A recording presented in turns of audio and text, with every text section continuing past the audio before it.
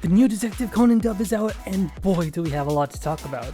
What started out as fans just waiting for a selection of episodes turned out into an all-new cast. And I just have 3 words. They are amazing. I'm here to tell you who they are, why it was just 9 episodes, and most importantly, should you watch it? So let's get started. You're wasting time. Catch up already. Slowpoke Detective. On the 3rd of July, TMS released the episodes for Conan vs. the Black Organization, which released wholly on Netflix and partly on Crunchyroll. And I have to say, fans were not ready, because this selection of episodes had an all-new dub. So who was behind the new dub of Detective Conan? This new dub was commissioned by TMS and made by Studio Nano, a Texas-based studio that works with Crunchyroll to create some notable dubs that you might recognize, like Kaguya-sama Love is War, and other popular titles on Crunchyroll. As of recording this, the dub consists of 9 episodes and has a stacked cast. We have Molly Zhang as Conan Edogawa, Mauricio Ortiz Segura as Shinichi Kudo, Megan Shipman as Ran Mori, Robert McCullum as Mori Kogoro, Christopher Guerrero as Professor Agasa, Mark Sturd as Inspector Megure, Bryson Baugus as Genta, Brittany Kabowski as Mitsuhiko, Abigail Blythe as Ayumi, Alexis Tipton as Ihybra, Aaron Campbell as Detective Takagi, Nicholas Markgraf as Araide, Brian April as Judy Starling, Nick Huber as Jin, David Matranga as Vodka, Colleen Clickenberg as Vermouth, Christopher Weingkamp as Shuichi Yakai, and Mercy Ann Johnson as Akemi. This is the closest we've gotten to a Funimation dub, because this dub was completely recorded in Texas, which most of you might remember as the home of the original Funimation dub of Case Closed. This dub feels so nostalgic, and brings back Detective Conan to its dubbing roots. Plus, the return of some original Case Closed voice actors is just the icing on top of a really solid dub. So, what do I think about this new dub? Honestly, this is the best a Conan dub has sounded in English. To explain why, let me break it down into my 3 pillars for a great Conan dub. A strong cast, a great script, and a great Conan. And I gotta say, the moment I heard Molly Zhang as Conan, it felt so right. To me, something that makes or breaks the perfect Conan voice is the balance between Conan and Shinichi. One is a childish voice which Conan uses when he acts like a kid, and another is when he gets serious and enters deduction mode. Minami Takayama in Japanese hits this range perfectly. She has this balance of Conan and Shinichi where you can hear Conan acting as a kid and when his true self bleeds out. So I was surprised when I heard Molly Zhang balance these 2 tones really well. You can tell they pushed their vocal range to make Conan sound like Conan. She even mentioned on her social media that this was the ultimate test for her vocal range. That and a strong performance made this Conan something that I instantly vibed with right from episode 2. Detective Conan's dub script. Adaptation does not always mean transcription. When making subtitles, the aim is to be the most accurate version of the anime, that is indistinguishable from the Japanese. But when adapting it to a dub, this doesn't always work. That's because literal translations often sound awkward when spoken conversationally. And when you try to fit all of that into lip flaps, it kind of feels a bit stiff. But this dub, on the other hand, is a true adaptation. The dialogue of the script feels natural and flows seamlessly, making each line feel authentic to the characters. Like added lines of Kogoro calling himself handsome. They could have gone the easy route with a stiff script, but instead, they put in the extra effort to make each character sound natural while still being true to who they are. Now, let's talk about the cast. This dub has a really stacked cast of voice actors.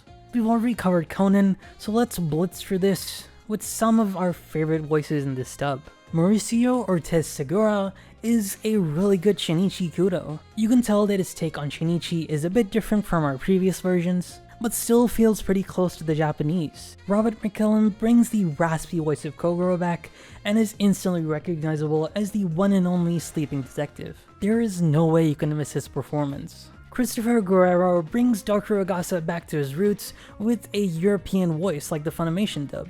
This time not German, but a bit of a Brit, which is a nice change of pace. Agasa is always eccentric, so having this flair fits it perfectly.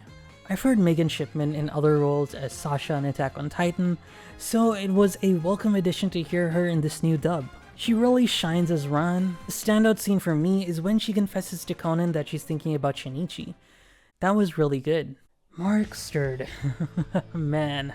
First off, when I started this dub, it was a roller coaster.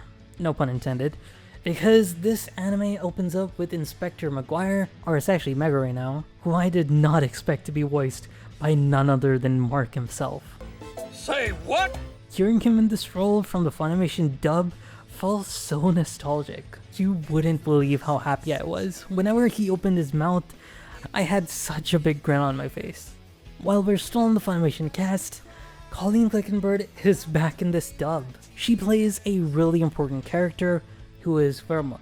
Vermouth is one of the Black Organization members that appears a lot in the show, and she really nailed it. I couldn't have imagined anyone else better suited for this role than someone who has been part of Conan's dub from its Funimation inception and understands these characters. She really understood the assignment and brings Vermouth to life with an air of mystery and venomous charm. Alexis Tipton as Hybra might be my favorite Hybra to date.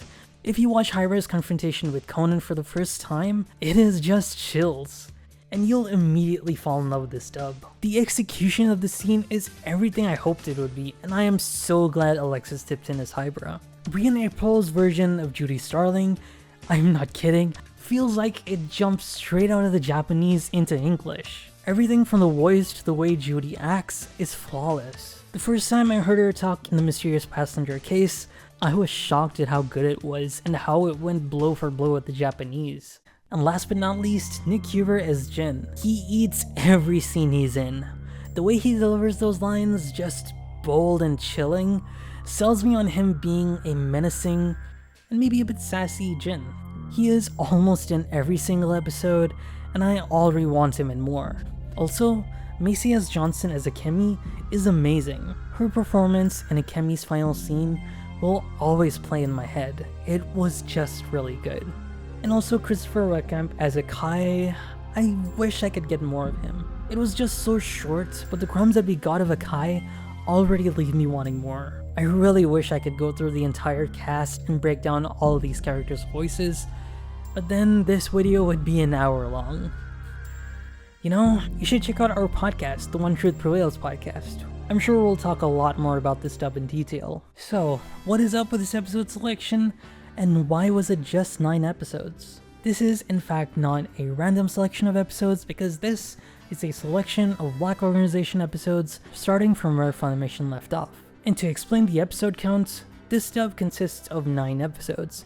That is 8 regular episodes and 1 2-hour special. Some people might be wondering why was it just 9 and maybe not 12?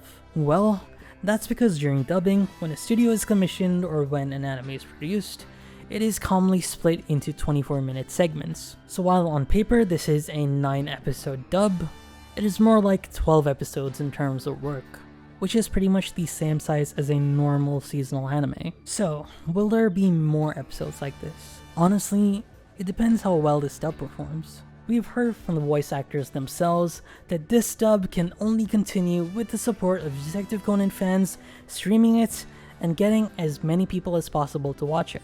And as of recording this, I think you can watch the first 2 episodes of Detective Conan on YouTube, but it is only for a limited time, so make sure you go and watch it fast. I'm sure some people might be wondering, why didn't they bring back the Funimation Dub cast? Well, there are a lot of factors at play here. It's been more than 15 years since the Funimation dub of Case Closed stopped.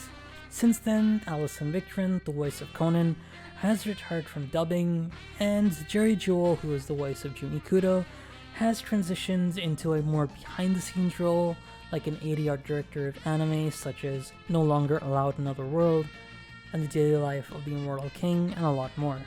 And some of the other original cast members have moved out of Texas. And perhaps most importantly, these actors have become veterans in the industry. Many of these actors got their start in Case Closed back in 2006. This was one of their first major role in anime. Now, they've become veterans in the industry with over 20 years of experience. And they should be paid accordingly, which could be significantly more expensive than when the Funimation dub first began. This might be why we only see some of the cast members return, but I hope this new dub can find a place to bring back these old voice casts and new roles like Colleen as Vermouth. Honestly, I would love to see Jerry Jewell back as Kaito Kid, or maybe even Yusaku Kudo, who is Shinichi's father. Even though this isn't exactly case closed, this dub honestly feels like the spiritual successor to Funimation Dub. This would be the modern Funimation scene if it existed now. According to Crunchyroll's reports, a majority of people prefer to watch anime dubbed. And according to Netflix, more than 90% of anime consumed on Netflix is dubbed. Having another avenue to watch Detective Conan is a nice choice. If Detective Conan fans don't support Detective Conan, I don't know who will. A lot of people who watched Detective Conan dubbed as a kid now have a dub that feels like a true successor to the anime. And so far, people have been really enjoying it. This dub has so much promise as long as you give this a shot. And I can tell, the more this dub goes on, the more iconic it'll become. And by ironing out all the small kinks along the way, and these characters growing into their roles, it will be a really memorable dub. Will this new dub cast do the movies? As of now, there's no word about if this cast will be taking over the movies.